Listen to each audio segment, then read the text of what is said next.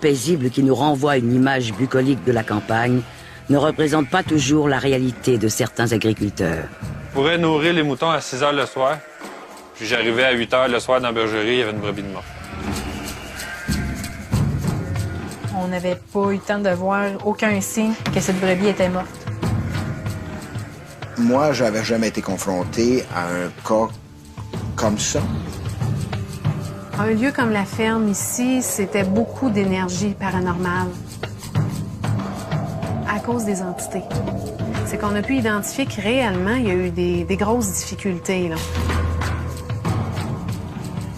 Il y avait du parasitisme, il y avait du vampirisme, il y avait plus de choses qui se passaient négativement dans ce parc-là. Étant donné que l'âme des animaux décédés était là, on identifiait beaucoup d'ossements. Ça veut dire il faut que j'identifie c'est quoi ces mémoires-là. Qu'est-ce qui s'est passé ici, là?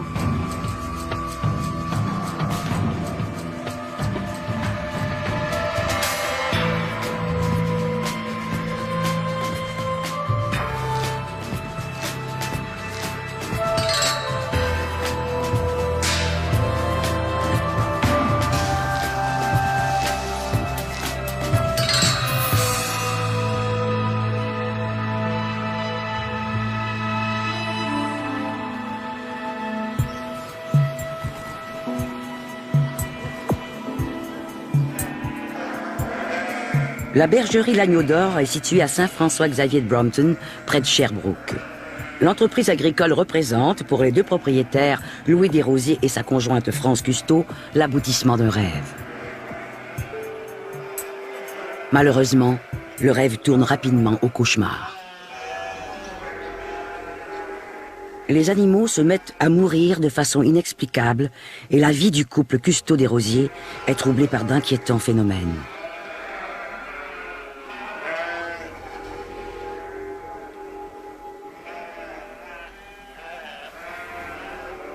Tout s'accumulait. Je savais qu'il y avait des perturbations en trop grande quantité. Quand je dis perturbations, c'est les vortex, les cheminées, l'eau, les courants d'eau qui sont pollués, qui viennent polluer autour. Christine Lessard base ses observations sur la géobiologie, une pratique peu connue qui lui permet d'analyser un lieu et d'en déceler les perturbations qui peuvent affecter les êtres vivants qui s'y trouvent.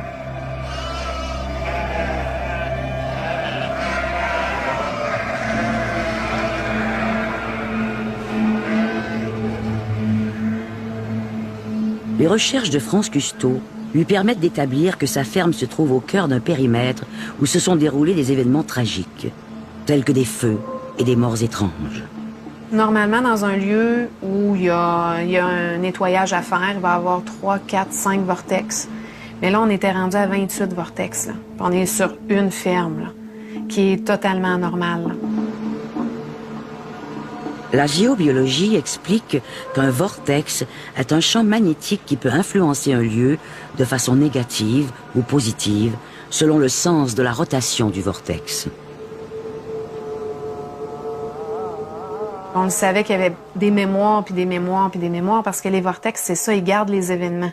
Ils nettoient les événements. Mais là, autant d'événements, dans une ferme, là, on se disait, oups, il y a quelque chose qui se passe, là. Mais là, il n'y avait rien là, qui se libérait. Là. Tout s'accumulait.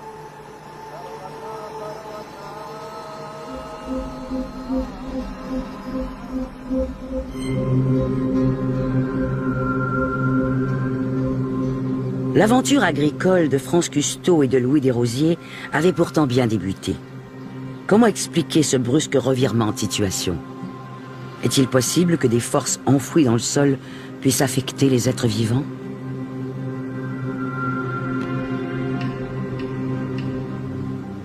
Le 9 juin 2000, Louis Desrosiers achète avec son père une ferme de 200 brebis. Il a 21 ans et se sent bien appuyé et prêt à s'investir dans un projet d'envergure. J'avais déjà avec l'école un diplôme, puis je savais comment prendre soin des animaux. Donc le mouton, c'est sûr que la plupart de l'ouvrage se fait en prévention. C'est d'avoir des bâtiments bien ventilés, d'avoir une bonne litière. Que les animaux soient au sec. Le gros du travail pour garder un troupeau en santé se fait comme ça en prévention. Louis et son père ont commencé sur la ferme ici en 2000. C'est des gens qui commençaient aussi en production ovine. Donc, ils avaient un certain nombre d'animaux, quand même assez important. Et le statut sanitaire du troupeau ressemblait à tous les autres statuts sanitaires. Il n'y avait pas de maladie particulière.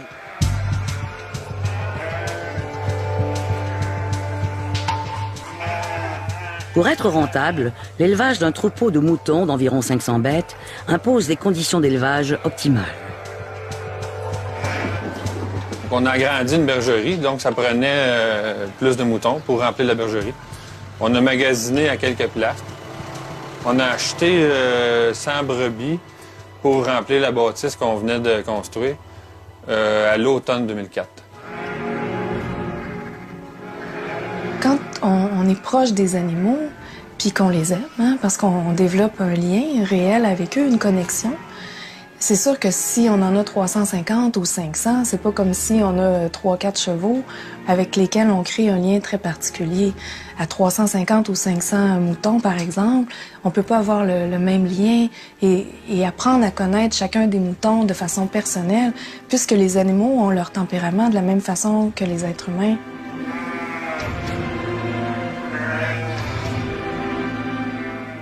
Lors d'achat de troupeaux d'animaux sur une ferme, évidemment, on expose autant les animaux qui arrivent que ceux qui sont déjà dans le troupeau à des nouveaux pathogènes qui risquent de peut-être provoquer certaines maladies.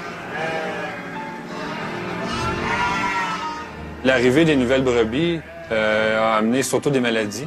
C'est un risque qu'un producteur prend quand il achète des brebis ou n'importe quel animal d'un autre producteur. On fait toujours confiance au producteur, puis on pense, de bonne foi, on pense que les animaux sont corrects puis qu'il n'y a pas de problème, mais c'est un risque qu'un producteur prend quand il achète des animaux d'ailleurs. Bien, au départ, on s'est pas vraiment rendu compte qu'il y avait quelque chose de différent parce que quand on les a eus, c'était des agnelles, ce qui veut dire qu'ils n'étaient pas prêts tout à fait à avoir des bébés. Fait que on les a gardés pendant un certain temps. Après ça, on les a mis à l'accouplement. Puis c'est vraiment quand ils ont eu des bébés que là, on s'est rendu compte que c'était pas comme les nôtres. Quand on regarde un mouton ou un autre sont tous pareils, là, qui viennent d'une place ou d'un autre, à première vue, sont tous semblables. Là. Il y a pas, j'ai pas remarqué rien de différent là, à première vue. On était moins satisfaits de ces brebis-là, puis on les aimait moins que les nôtres. En réalité, les animaux, c'est un contact qui est particulier, c'est un contact qui est non-verbal, qui se passe à travers les sensations, les vibrations. On peut ressentir la proximité avec les animaux de la même façon qu'on peut la sentir avec des êtres humains. Je dirais qu'on a affiché une étiquette négative parce que c'est sûr que quand on achète des animaux, c'est parce qu'on voulait avoir plus de revenus, on voulait que ça aille mieux. Puis là, ben, quand ça va mal, c'est sûr qu'on n'est pas très positif dans cette situation-là. Je dirais même que je les aimais pas, ces brebis-là. Ils m'ont amené du trouble, ils m'ont amené des problèmes de santé sur mon troupeau que moi j'avais. Puis en plus, eux autres avaient des problèmes de santé. À l'été 2005, la situation à la ferme L'Agneau d'Or ne s'est pas améliorée. Louis Desrosiers et France Cousteau constatent avec horreur que tout le cheptel de moutons est maintenant atteint d'une mystérieuse maladie. Les conséquences sont graves. Un dicton que les producteurs ovins disaient depuis des années, c'était un mouton malade, un mouton mort. Dans le sens que, évidemment, quand on allait traiter un mouton, souvent le pronostic était mauvais, les moutons mouraient.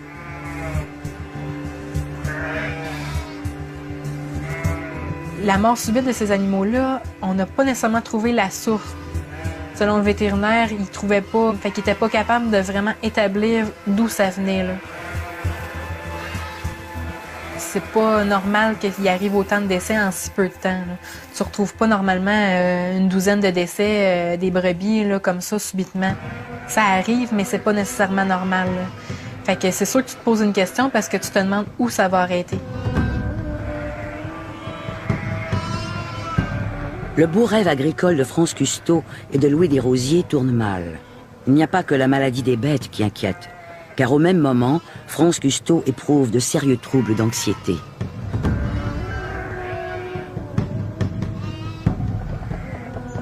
J'ai toujours su que j'avais quelque chose quand j'étais petite, mais c'était petit, ça durait 2 à 5 minutes. Puis à l'automne 2005, là, j'ai fait des grosses crises, puis là, c'était vraiment... Je me sentais comme si je faisais une crise de cœur. J'étais oppressée dans la poitrine, puis j'avais le shake, j'avais chaud, j'avais froid, je filais vraiment pas bien, là, puis au point que là, je savais plus qu'est-ce que j'avais.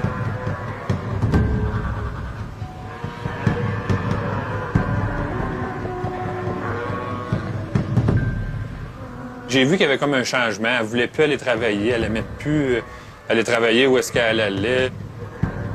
Moi, je voulais qu'elle aille consulter un psychologue, un docteur, psychiatre, là, pour avoir un avis de la médecine conventionnelle.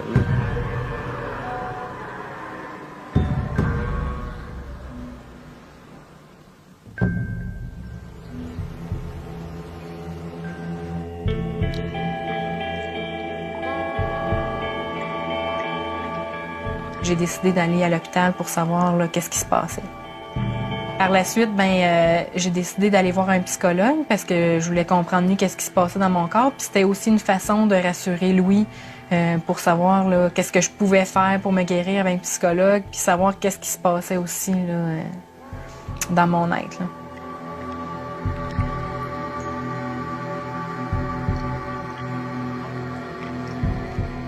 À l'hôpital, ils ont dit, t'as rien, là, va-t'en chez vous. Le psychologue il a dit, bon, tu fais des crises d'anxiété, on va te guérir, on va te donner des pilules. Je voulais pas d'emblée prendre des médicaments, puis c'était pour moi une façon claire de voir qu'il y avait quelque chose là, qui se passait dans mon corps, puis il fallait que je fasse quelque chose parce que c'était tellement intense que je n'étais pas prête à vivre ça le restant de mes jours, puis je voulais changer. Ça veut dire, mon corps me parlait, là, on fait autre chose, puis je veux aller vers la guérison.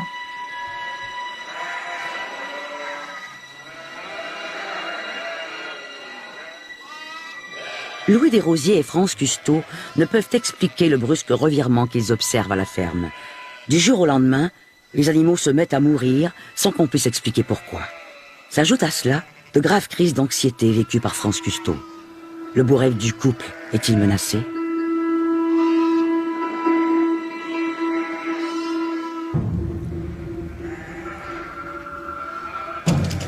France Custeau et Louis Desrosiers opèrent une bergerie.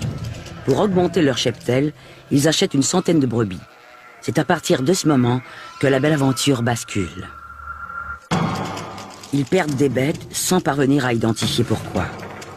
Au même moment, France Custeau traverse des crises d'angoisse qui minent son travail. C'est à ce moment-là que personnellement j'ai fait un cheminement puis que ça m'a amené à voir qu'il y avait autre chose qu'on pouvait faire pour guérir.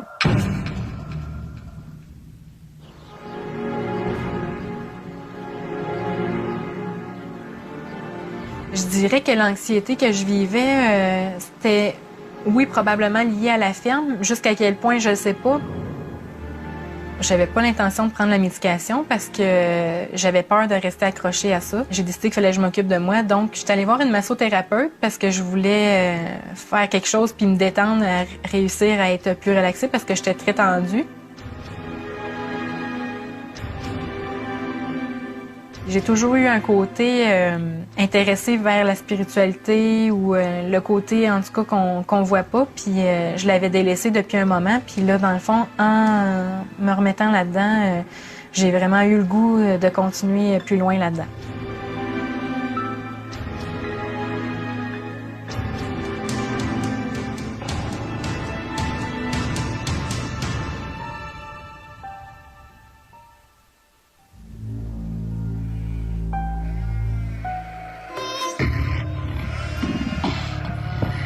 Tandis que France Custeau met ses efforts à traiter son anxiété par des formes de traitement différents, la situation à la bergerie L'Agneau d'Or ne s'améliore pas. Bon, c'est sûr que quand venait le temps de manipuler ces brebis-là, je devenais de mauvaise humeur. J'avais... c'était pas une haine, mais c'était vraiment du négatif. Louis Desrosiers et France Cousteau continuent de perdre des bêtes sans savoir ce qui cause la maladie. Les brebis sont atteintes d'un étrange mal. Elles meurent subitement sans que rien ne le laisse présager. On peut pas tricher avec les animaux, peu importe, même si je fais semblant d'avoir l'air cool puis au-dessus de mes affaires, si à l'intérieur de moi je tremble, l'animal va le savoir, il va le ressentir. Ce qu'ils vont comprendre, c'est la vibration, parce que quand moi je dis un mot, ça signifie quelque chose pour moi. Et ce qui est rattaché à ça, c'est toute une vibration que j'émets. Et c'est cette vibration-là que l'animal, lui, va ressentir et va comprendre.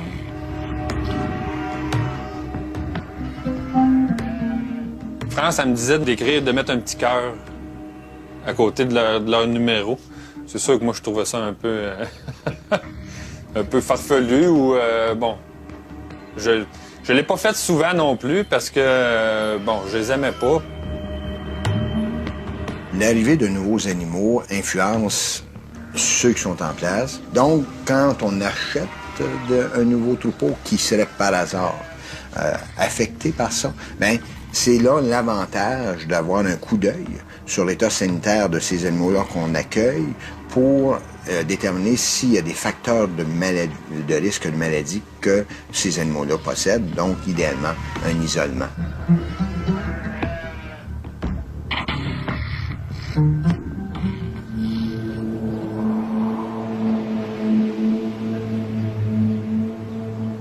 France Cousteau est persuadée d'avoir enfin trouvé sa voie.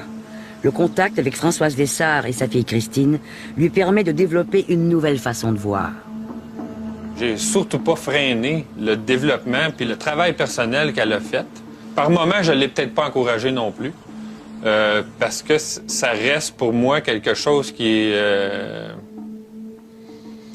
J'ai encore de la difficulté à l'expliquer aujourd'hui, mais je crois profondément qu'il y a quelque chose là puis qu'il se passe quelque chose avec ça.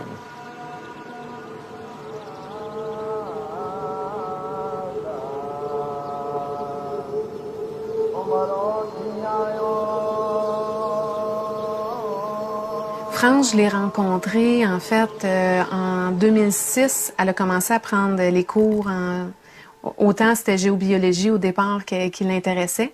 Mais moi, ma formation est toujours sur le plan humain. Parce que je leur explique tout le temps, il faut que vous compreniez l'humain qui vit dans le lieu, puis les animaux qui vivent dans le lieu, pour pouvoir comprendre le lieu.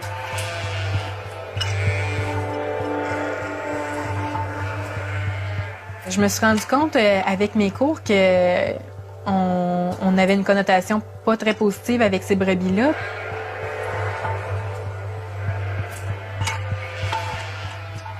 Je demandais à Louis de faire son possible, là, puis de leur envoyer de l'amour, puis d'arrêter de parler négativement d'eux. Que c'était important parce que c'est comme ça qu'on pouvait arriver à changer les choses. Les animaux communiquent entre eux par télépathie, aussi par leur fréquence vibratoire qui est très spécifique à chacune des espèces. Les animaux de ferme, c'est un peu différent dans le sens que ils forment une espèce d'esprit de groupe. En fait, il va se créer ce qu'on appelle un égrégore au niveau du troupeau.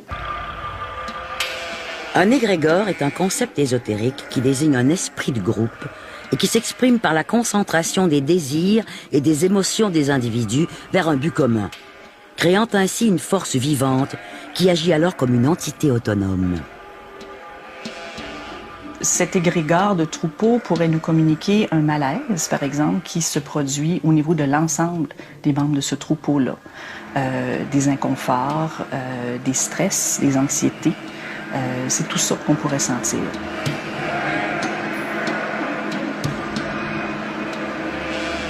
Le lieu où les animaux habitent, c'est certain qui affecte les animaux, puis c'est rapide. C'est pour ça que souvent, moi, je vais faire ma communication avec l'animal pour voir ce que vraiment les humains vivent. Parce que l'animal, lui, il le ressent rapidement.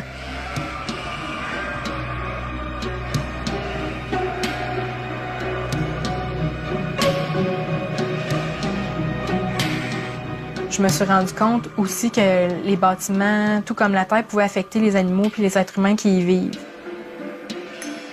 Les animaux ressentent certainement l'énergie des lieux. En fait, ils vont aussi ressentir toutes les perturbations au niveau de l'énergie de la Terre, qu'on appelle l'énergie géotellurique. Par exemple, si à certains endroits, il y a des courants d'énergie qui vont se recouper et créer ce qu'on appelle des nœuds qui sont plus négatifs ou qui auraient des effets pathologiques, c'est-à-dire qui pourraient créer la maladie, les animaux vont ressentir ça et l'exprimer dans leur corps physique sous la forme de maladie. France Cousteau et Louis Desrosiers ne partagent plus la même approche.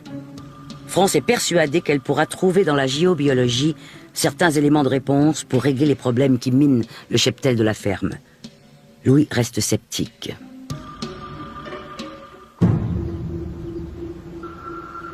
France Cousteau et Louis Desrosiers sont très inquiets. La médecine vétérinaire traditionnelle semble n'apporter aucune solution aux problèmes de mortalité subite des animaux. Afin de comprendre ce qui perturbe et trouble les animaux, France Cousteau se tourne vers la géobiologie.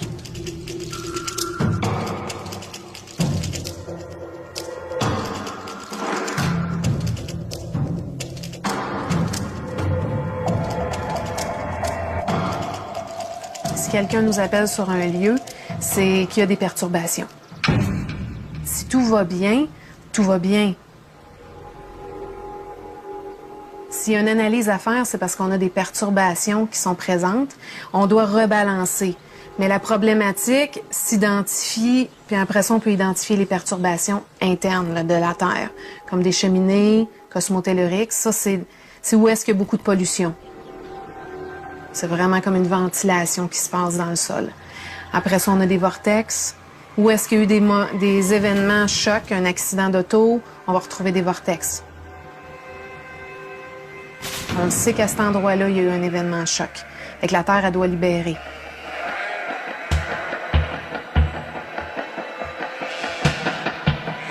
Un lieu comme la ferme ici, c'était beaucoup d'énergie paranormale à cause des entités, puis à cause des vortex puis des cheminées qui étaient très présentes. Je savais qu'il y aurait eu des années là, avant qu'il y ait eu un petit résultat. Là. Fait qu'il fallait qu'il touche au monde paranormal ici pour réussir à avoir un résultat.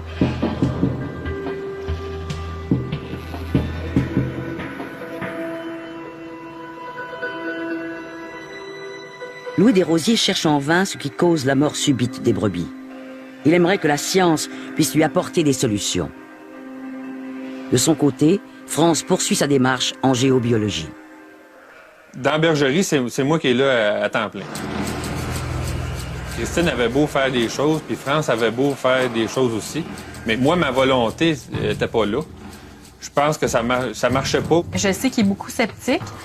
Puis au départ, ça, c'est pas ça qui va me bloquer. Moi, j'ai le goût de le faire quand même. C'est sûr que j'ai une certaine petite gêne au départ. Là. Je sais pas si je dois le faire devant lui ou pas. Fait que, au départ, là, je dirais que j'attendais qu'il soit pas là pour le faire. Avec son pendule, France Cousteau cherche à rééquilibrer l'énergie des lieux. Je peux pas expliquer le phénomène. À un certain moment donné, j'ai dit à France, j'ai dit là, ça va mal. Moi, je sais plus quoi faire avec le vétérinaire, avec les recherches qu'on fait sur Internet, avec toutes les documentations qu'on a. Va chercher de l'aide avec Christine. En fait, elle ne sait pas énormément ce qu'elle peut balancer. Elle n'est pas consciente nécessairement qu'un problème de décès d'animaux peut se régler d'une autre façon que juste être chanceux puis amener une bonne nourriture à l'animal puis de créer un environnement qui est physiquement autre pour l'animal. Fait que quand elle a commencé à apprendre que oui, il y a d'autres choses qui se mesurent puis il y a d'autres choses qui est réelles autour des animaux, là, c'est là qu'on a commencé à discuter de qu'est-ce qui se passait sur la ferme, puis qu'elle a fait des liens avec les animaux qui étaient malades, puis certains endroits de la ferme qui étaient plus difficiles pour les animaux.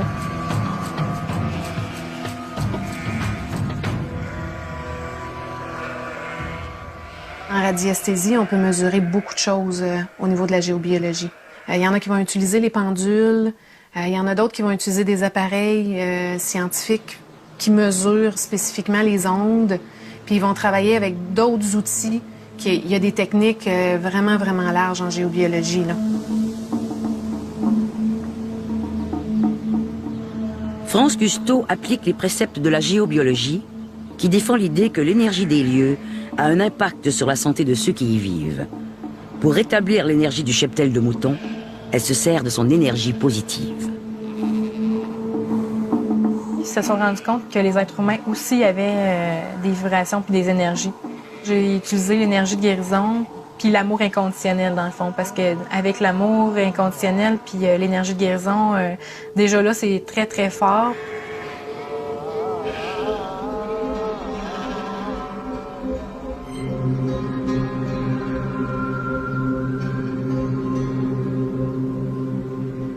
France Cousteau décide d'utiliser l'antenne de Löcher, l'un des principaux outils utilisés dans la pratique de la géobiologie. Louis accueille cette proposition avec scepticisme. Pourtant, afin de pallier à ses problèmes d'anxiété, France avait déjà fait l'expérience des bienfaits de l'antenne de Löcher lors d'une rencontre thérapeutique avec la mère de Christine Lessard. Globalement, ça m'a amené un gros soulagement parce qu'on est allé déjà dans des vies antérieures, qu'est-ce que j'avais vécu dans mon enfance. Puis avec elle, quand je suis sortie de là, j'avais l'impression d'avoir perdu 15 livres. Là. C'était vraiment, j'avais une charge sur ses épaules non visible. Ben, quand je suis sortie de là, elle était plus là. Tandis que France Cousteau poursuit sa démarche spirituelle et constate que ses crises d'angoisse disparaissent peu à peu, l'état de santé du cheptel continue de poser problème. Toutes les fois qu'on ouvrait la porte de la bergerie, bien, on appréhendait de trouver une brebis morte, là, c'est sûr et certain.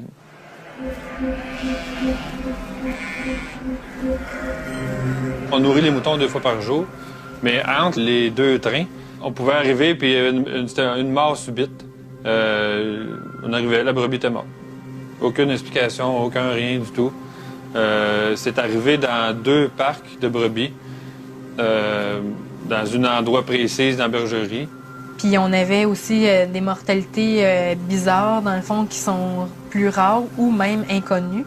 Fait qu'on désirait vraiment essayer de trouver la source du problème en essayant une alternative différente que celle traditionnelle du vétérinaire.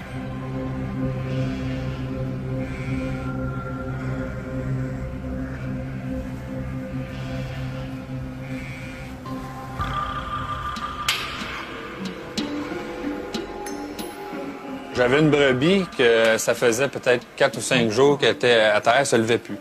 Moi, je considérais cette brebis-là pour morte. Là. On avait beau lui donner des médicaments, elle se relevait pas, puis à un moment donné, ils s'épuisent, puis ils finissent par mourir. On avait une brebis malade, puis tout de suite, je suis venue avec l'antenne de Léchère, puis je suis allée à l'étable, puis j'ai traité une brebis. Bien, je prends mon antenne, puis je le mets au taux que je désire. Fait que là, dans le fond, on met l'antenne dans nos mains, on la tient parallèle à nous. Puis chaque taux sur l'antenne représente, exemple, le taux 9, c'était l'énergie de guérison, puis il y en a plusieurs comme ça, là, ainsi de suite, qu'on pourrait nommer. Après ça, je me centre sur moi-même, puis vraiment, il faut qu'on soit dans notre cœur, puis là, on attend que l'énergie passe. Puis quand l'énergie passe, l'antenne, elle bascule vers le bas.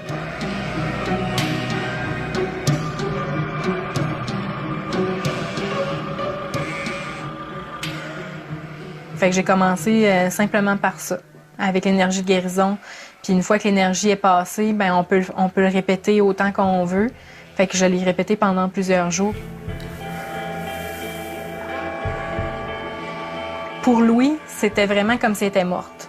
Parce qu'elle était couchée à terre, elle ouvrait même plus les yeux, elle mangeait plus, elle se levait plus.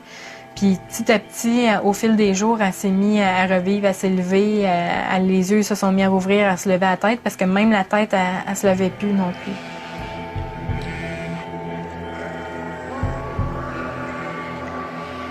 Puis la brebis est revenue comme si c'était jamais rien passé. Puis même à la suite, on l'a vendue, puis elle était vraiment guérie, là. C'était vraiment miraculeux. Puis le lendemain, bien, la brebis, elle marchait, puis elle était correcte.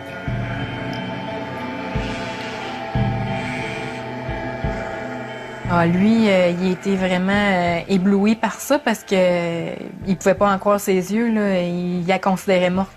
Fait que de la voir vivre comme ça, c'était vraiment... ça se pouvait pas. Moi, aujourd'hui, je sais toujours pas vraiment qu'est-ce que ça fait une antenne de Léchère. France, elle a suivi un cours, elle a acheté l'antenne, elle a appris comment que l'outil fonctionne. Mais avant d'apprendre à travailler avec l'outil, Je pense qu'il y a eu un cheminement personnel qu'elle a fait, qui l'a aidé beaucoup, là. France Cousteau parvient à répéter son exploit une deuxième fois sur une autre brebis à l'agonie. Le couple propriétaire de la ferme L'Agneau d'Or est dorénavant persuadé d'être enfin sur la bonne voie. Malheureusement, les problèmes de la bergerie ne sont pas terminés. La bergerie L'Agneau d'Or traverse depuis 2004 d'importantes difficultés. Le cheptel est constamment décimé par la mort subite et inexpliquée des bêtes. France Cousteau décide de poursuivre sa démarche et sa quête vers un mieux-être. Le travail qu'on fait sur soi va influencer directement la santé de nos animaux.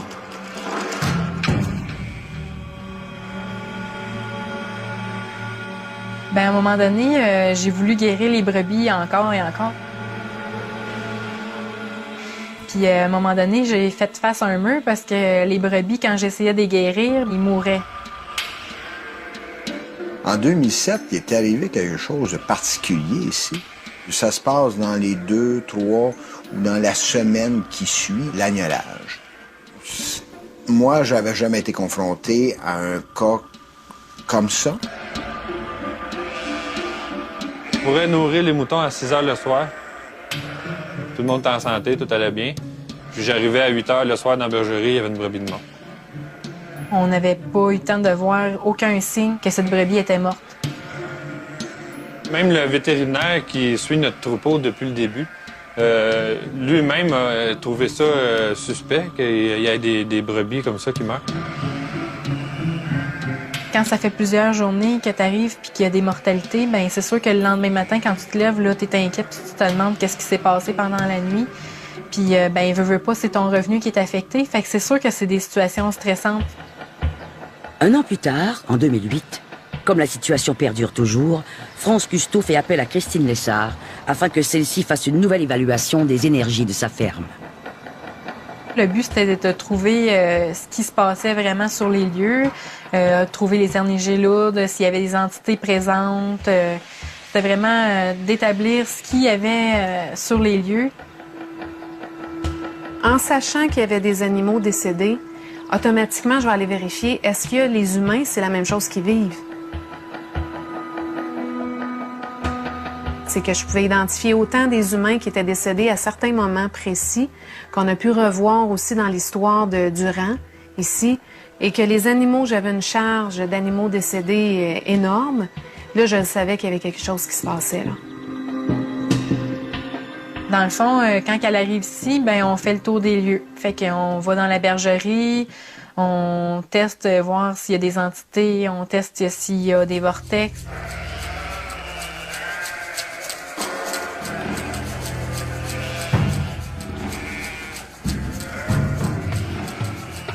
Quand Christine est venue, c'est sûr qu'elle nous pointait la nouvelle bergerie qu'on avait bâtie. Nous autres, la première réaction, c'est qu'on dit, ben c'est une nouvelle bergerie, il ne peut pas avoir rien là. Dans un parc, précisément, on s'est rendu compte qu'il y avait plus d'énergie lourde, qu'il y avait du parasitisme, il y avait du vampirisme, il y avait plus de choses qui se passaient négativement dans ce parc-là. Les brebis qu'on avait achetées en 2004, quand ils sont arrivés, sont en allés directement dans cette partie de bergerie-là. Les animaux qu'on met en enclos, puis que l'enclos, il y a des perturbations qui sont là en dessous du sol, mesurables. On le voit, le comportement. Les animaux vont se retirer le plus à l'extrémité de l'enclos. Ils dorment tous collés sur une paroi. Le mouton, c'est un être qui va percevoir de façon très, très tangible toutes les perturbations énergétiques, justement, qui est encore plus sensible, je crois, que beaucoup d'autres espèces. On pouvait établir vraiment un lien par rapport aux maladies plus élevées ou les problèmes différents qu'on pouvait avoir vis-à-vis des brebis. La ferme, elle respirait plus, là. L'air était difficile à respirer. La densité, quand on arrivait sur le lieu, était lourde. Dans la bergerie, Christine Lessard ressent la présence d'entités qui viennent troubler les bêtes toujours en vie. L'animal qui décède, normalement, il reste pas sur la ferme. Il va pouvoir partir puis trouver sa lumière. comme nous les humains. Mais étant donné que les animaux quittaient pas vers la lumière, l'âme des animaux décédés était là.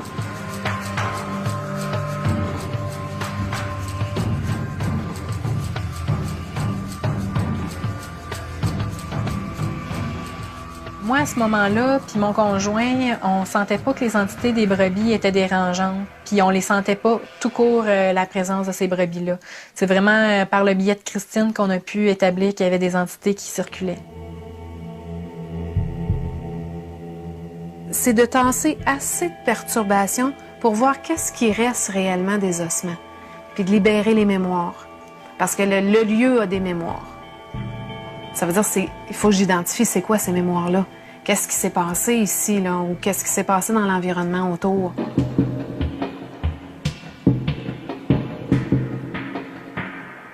En cherchant plus loin, c'est qu'on a pu identifier que réellement, il y a eu des grosses difficultés, là.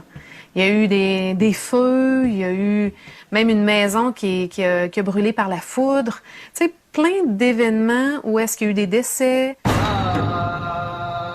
Où est-ce qu'il y a eu un homme qui a tenté de se suicider à quelques maisons plus loin. Fait que dans l'environnement, là, tout ça était mesurable. Christine Lessard affirme que ces lieux, chargés de mémoires tragiques, se révèlent à elle.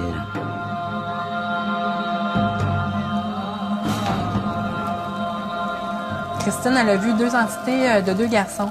Puis après avoir consulté ma voisine, j'ai découvert vraiment que c'était les 2 petits garçons qui avaient péri dans l'incendie.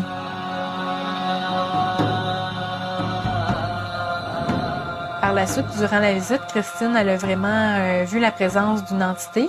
C'était l'entité d'une petite fille, fait que on sait pas d'où c'est qu'elle provenait, mais elle était pas néfaste non plus pour nous, fait qu'on n'a pas cherché à la faire aller ailleurs ou partir de chez nous parce que c'est ça, elle était là, elle était présente, mais elle était pas dérangeante.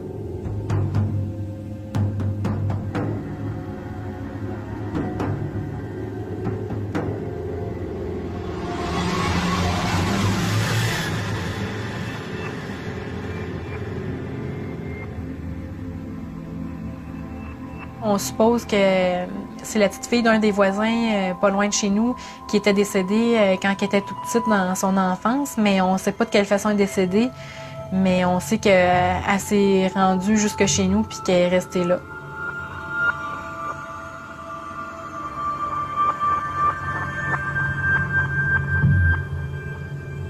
L'énergie du lieu n'avait pas changé depuis des années. Fait que c'est pour ça qu'eux, ils restaient encore ici, présents sur le lieu. C'était d'identifier les personnages humains qui étaient particuliers parce que là, c'était pas notre objectif. T'sais, notre objectif était vraiment de régler tout ce qui était le problème animal. Mais en même temps, c'est important. C'est important parce qu'on le sait qu'en faisant passer les animaux, c'est certain que je vais faire passer s'il y a des âmes décédées d'humains qui ont besoin d'aide, c'est certain que je vais m'en occuper, là.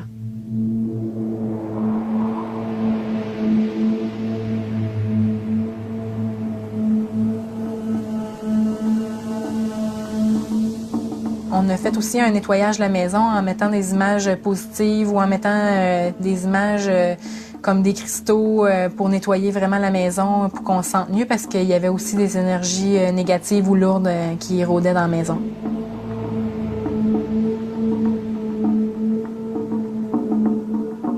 Quand Christine est venue, moi, c'est sûr que c'était tout nouveau pour moi, là.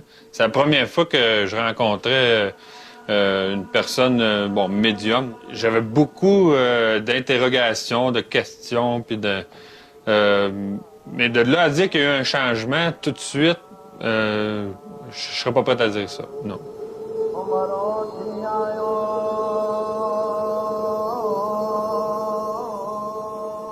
Il m'a toujours écouté. Il était à l'écoute par rapport à mes démarches, puis dans le fond, même qu'il croyait pas nécessairement à ce que je faisais, il était toujours là pour m'écouter, puis il était pas là pour me juger.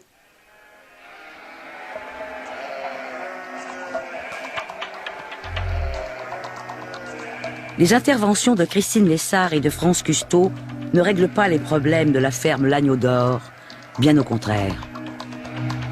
Les bêtes continuent de mourir sans qu'on puisse y faire quoi que ce soit.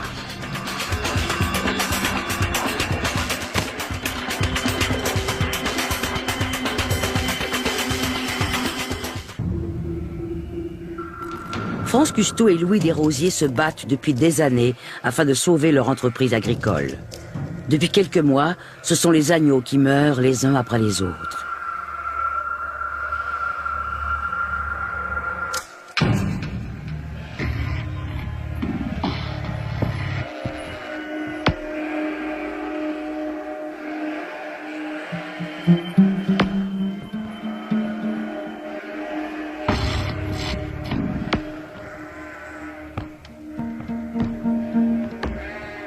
L'importance de la maladie était que ça atteignait 50-60% des agneaux, plusieurs agneaux. On n'avait pas vraiment de résultats concluants pour dire vraiment ce que c'était. Fait que ça aussi, c'était difficile parce qu'on essayait d'établir c'était quoi le problème, puis on n'y arrivait pas.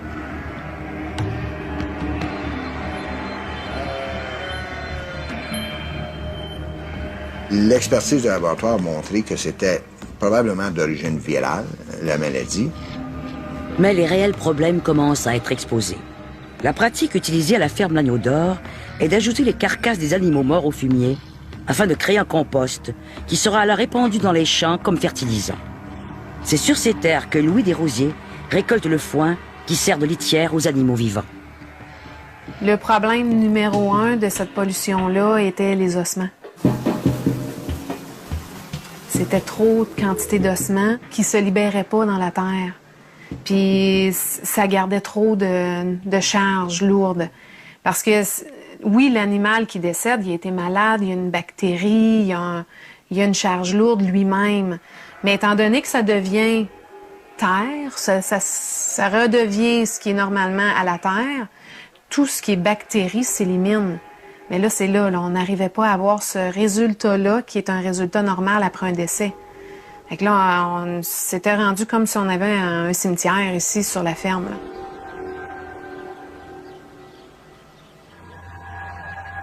Christine Lessard est persuadée qu'en épandant le fumier dans les champs, Louis entretenait le cycle des problèmes.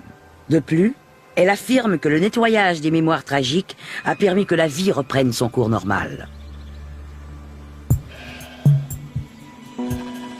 Louis a décidé de s'excuser vis-à-vis des brebis, mais qu'il n'avait pas le choix d'étendre le fumier, puis c'est de cette façon-là qu'on enrichit nos cultures. C'est un soir en mangeant qu'il m'a dit qu'aujourd'hui, en étendant le fumier, il avait fait ça, puis pour moi, c'est comme une façon de bénir le fumier. Là. On fait ça chacun à notre façon. Depuis ces événements, Louis Desrosiers entretient un rapport bien différent avec les moutons qu'il achète et qu'il intègre à son cheptel. Je me suis surpris moi-même quand je les ai débarqués puis je les ai rentrés dans la bergerie chez nous. Je les ai comme accueillis. Puis je les ai comme dit, bienvenue chez nous. Vous allez être bien traités, on va prendre soin de vous autres, puis j'espère que ça va être réciproque. Ça a été très satisfaisant pour moi parce que c'était vraiment une confirmation qui m'appuyait dans le fond dans ce que je faisais puis qui croyait vraiment à ce qu'on faisait aussi. Fait que pour moi, ça a été vraiment une petite joie de vivre puis ça m'a redonné aussi plus de confiance en moi de vouloir toujours continuer là-dedans. Bon, aujourd'hui, on n'a pas vraiment changé nos façons de travailler. On fait toujours notre possible pour garder nos animaux dans les meilleures conditions. Mais pour X raisons, aujourd'hui, que je peux pas expliquer, on a beaucoup plus d'agneaux, on a beaucoup moins de mortalité. On a tellement d'animaux qu'on ne sait plus où les mettre.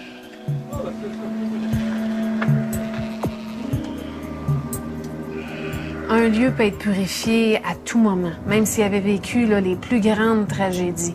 C'est certain que le lieu va garder des marques, comme quelqu'un qui aura un accident. À travers tout ça, moi, ma perception de mon avenir sur la ferme a changé beaucoup. Puis je pense que c'est une énergie positive qui m'habite maintenant puis qui fait beaucoup la différence. Moi, présentement, je trouve que c'est très important que les animaux soient bien, qu'ils méritent autant que nous d'être aimés puis d'être bien pour ce qu'ils nous rendent service, dans le fond. Et c'est important ce qu'ils font pour nous. Ils nous nourrissent, puis ils nourrissent notre terre. Nous autres, ça nous tient à cœur d'en prendre soin puis que pour le bout de vie qu'ils font avec nous, qu'ils soient bien puis qu'ils soient aimés.